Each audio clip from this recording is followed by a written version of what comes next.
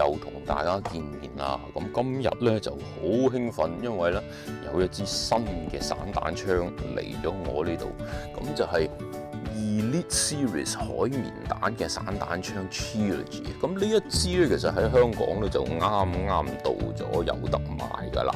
咁咧亦都啱嚟咗我 office。咁我因為已經拎咗出嚟啦，咁所以整翻個盒啦。咁後邊都有啲好簡單嘢話俾你聽。呢支有啲乜嘢賣點咧？咁樣樣咁啊5個彈殼，15粒海綿彈。咁咧就係你將個海綿彈放落個彈殼嗰度咧，槍個尾嗰度就有啲位咧就放個彈殼嘅。咁同埋咧玩每射一下咧，再 cock 嘅時候咧就會有跳彈嘅效果。好啦，佢有個跳殼嘅效果。好啦，咁咯，槍咧就已經攞咗出嚟㗎啦，就係咁嘅樣嘅，係咪好靚仔咧？因為我之前咧就冇乜點實際去玩過，即係連氣槍啊、真槍啊，甚至乎係其他 Nerf 嘅散彈槍啦，我都冇接觸過嘅。之前好似嗰個喪屍系列咧係出過一支散彈槍，嗰支我都冇接觸過。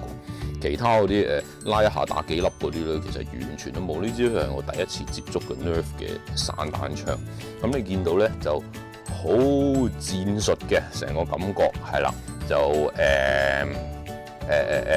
好正常嘅散彈槍設計啦，前邊就有一個拉嘅 handle 啦，上邊呢一個位就入彈嘅，呢一個位就跳殼嘅，咁呢個就係個 grip 同埋呢個係個 trigger，咁逐樣嘢慢慢講啦，逐樣嘢慢慢介紹啦，咁呢個長度咧，我覺得咧成個感覺咧就揸落其實係好舒服嘅。咁槍嘴開始講咧，就呢度咧就當然係呢個 Trilogy 嘅 marking 啦 ，DS15 啦。上邊呢度有個路軌嘅。我見上網咧有啲人影咗出嚟咧，呢個路軌咧佢有個配件咧係可以咧再裝3個呢啲彈殼喺呢個位，不過咧就好似香港未見都有呢個配件。咁所以呢個咧就冇得同大家介紹啦。咁另外一個可能性咧就係其實可以好似我 opening 嗰啲片咁樣樣咧，你可以喺呢度咧配個路軌咧，就直情裝個紅點鏡喺度，咁就對你嗰個咧快速嗰個瞄準咧係好有幫助嘅。係啦，咁呢一個長度咧就大概係7 cm 左右，呢一個路軌長度。咁呢個窿咧就冇乜特別嘅，呢個窿入邊又掹唔到啲咩。咁你見到嗰個窿入邊咧，其實嗰個有個發射嘅結構啦，入邊咧就係預咗啱啱好 fit 3粒彈嗰個彈殼嗰個位置。咁下邊呢啲咧就係裝飾嘅啫。咁佢 prime 咧，佢拉嗰個方式咧就係喺槍下邊呢個位置。咁下邊呢個拉呢個位咧，同埋佢上邊入彈呢個位係連動嘅。咁當呢一個 handle 向後拉嘅時候咧，原來我想要好啦。當呢個 handle 向後拉嘅時候咧，咁呢個門就打開啦。咁就可以攞一粒彈放落去。咁咧角度就冇乜問題嘅，因為咧佢粒殼跌落去嘅時候咧，個架結構咧係會令到呢個三角形嘅形狀咧，佢會自己調節咧，就有一隻角咁樣跌落去，咁就啱好 fit 到個位置啊！所以咧，邊個角度掉落去咧都冇問題嘅，係啦，咁就非常之方便啦。好，但係咧就有個地方要注意咧，就睇下先啊，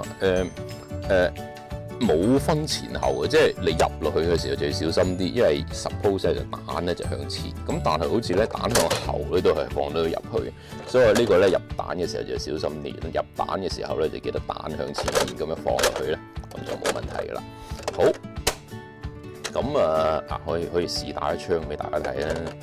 好，放咗入去之後咧，將個下邊呢個 handle 向翻前嗰度推，咁就會閂埋個門啦，咁就可以打得噶啦。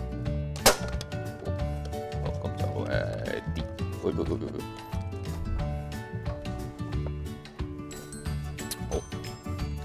好啦，咁跟住打完之後咧，咁就拉一下打一下嘅啫。咁就如果要打下一粒嘅話咧，就要將另外一個彈殼放落入邊噶啦。咁點樣做咧？就將呢個 handle 向後拉咗次，咁呢一個位咧會跳殼彈出嚟嘅。OK， 咁我唔知啦，有時可能你有型啲咧，有啲人中意大力啲挫噶嘛，咁好似會飛遠少少嘅。OK， 係啦，咁褪咗另外一個出嚟之後咧，其實咧就我諗你可能打緊 war game 嘅時候，呢個跌咗落地就算啦，等陣先執啦。咁就將後邊呢個彈殼咁放喺前邊，咁樣，咁就再打多次啦嚇。好啦。咁嗱，頭先大家都見到啦，嗰個彈殼咧係會呢個位走出嚟。咁有時好似我頭先咁樣樣，咁唔記得咗自己拉咗尾，咁除咗硬扯一扯佢睇下有冇阻力之外咧，另外一個方法咧，其實你可以咧裝一裝究竟入邊有冇彈嘅。咁其實呢一個咧，你可以輕輕咁撥落嚟咧，係會睇到入邊係有彈嘅。咁樣裝咧，其實我覺得都有幾有戰術嘅感覺，幾有型。OK， 好啦，咁如果咁你咁樣之後咧，其實咧咁係攞唔到粒彈出嚟嘅，唔可以夾硬叫佢出嚟嘅。咁如果要好想好似真嗰散彈槍咁樣樣，唔打直接吞翻個粒彈出嚟嘅話，可以點做咧？咁其實咧佢另外一邊喺呢度咧就有個掣嘅。咁呢一個咧，你撳住佢咧就可以確到下。我諗呢一個咧係一個故障排除嘅設計嚟嘅。咁我就發現咧，其實你個左手咧繼續揸住前邊呢個 handle 啦，右手咧可以用呢個中指咧撳落呢個掣嗰度，跟住咧就可以將呢個 handle 咧向後拉少少。咁跟住你隻手就可以放上嚟咧，執翻你未打嗰個殼。好啦，咁。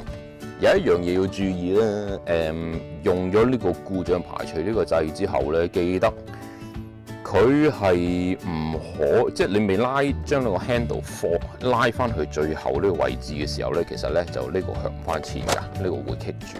咁遇到咁嘅情況之下咧，就唔需要咁擔心嘅，可以做咧就係將你個 handle 夾硬用力向自己個身嗰度拉到最後。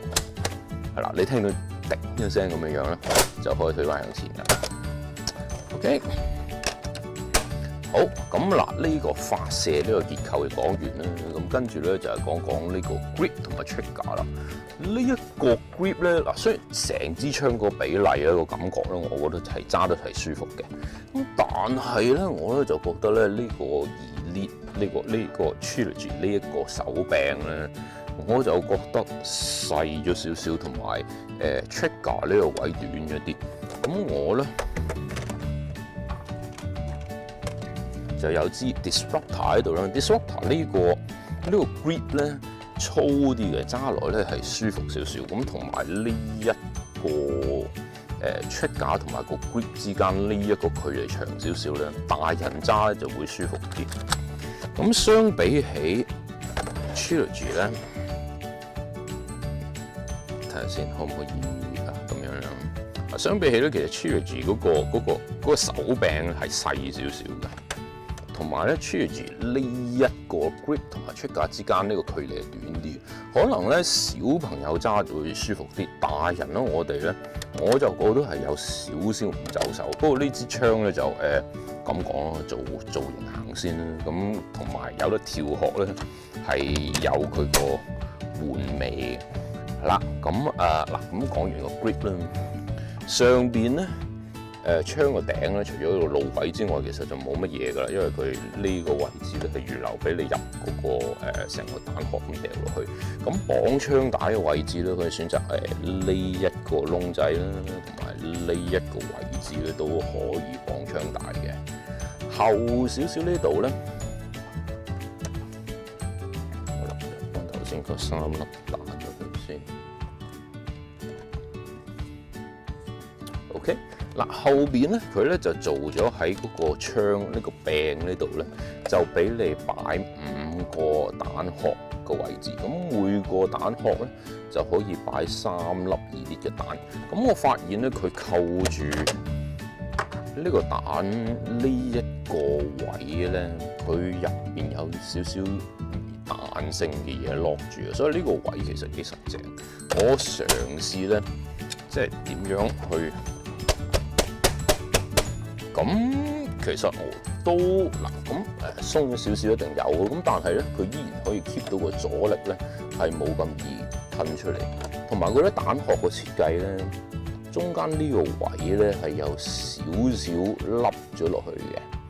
佢唔係成個平嘅，咁可能呢一個位置咧，亦都可以幫助，可能因為咁樣嘅設計咧，佢幫到咧冇咁易咧，可能因為你呢啲跑動啊撞到，甚至乎你跌槍咧，你嗰蛋殼咧係會跌咗出嚟咁樣。好咁成個人體工程啊，成個揸落去嘅嗰個感覺咧，其實我就覺得咧，係好舒服嘅。好啦，拉咗出嚟，咁放落去啦，咁樣。好啦，咁我跟住我用呢個故障排除嘅掣咧，噴呢個蛋殼出嚟啦。咁我就再放另外一個落去。好。咁成個操控上咧，我都係覺得係好流暢嘅。好啦，咁咧射程咧頭先都試過，大概可以打到30尺左右。同埋咧，我發現呢3粒蛋射出嚟咧，嗰個 spread 啊，即係如果係用呢個散彈槍嚟講咧，30尺嗰個距離咧，係真係打一個人左右嘅一個目標咧，係嗰個分散係做得唔錯。好啦，咁啦，大概咧 Trilogy 嘅介紹咧就嚟到呢度啦，同埋冇 safety 掣啦。咁香港已經有得賣㗎啦，喺街度已經見到㗎啦。咁呢一支 Trilogy DS15咧。香港 MSRP 咧就係400蚊港紙，399.9啊，係啦。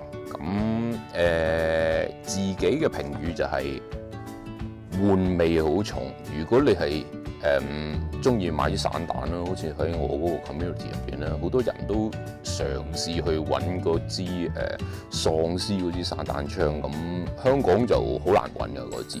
咁但係而家呢一支咧，冇問題，中意玩散彈嘅朋友咧，終於有選擇啦，而且幾實正，玩味有重，仲要識得自己調學，係一支如果以400蚊港紙嚟講嘅話咧，係一支值得擁有嘅一個玩具嚟。